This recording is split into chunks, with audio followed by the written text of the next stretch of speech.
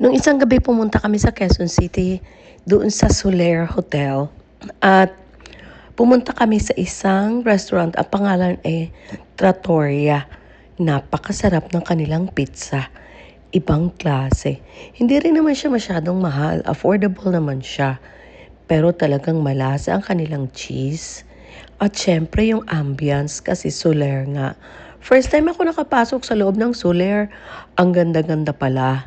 Doon ito sa bago mag-Trinoma, makikita mo ang Soler. Ito ang loob ng Soler. Ang dami ring tao nandun. Namamasya lang naman sila. Tapos, paligid ng maraming mga bulaklak na kakaiba. At ang kanilang ceiling ay nakaka-attract kasi napakaganda. Ayan, ibang-ibang Soler. At hinanap nga namin ang restaurant na Trattoria. Doon kami nakakain ng pizza. Ayan, ang gaganda ng kanilang bulaklak, di ba? Buhay yan. Totoo yan.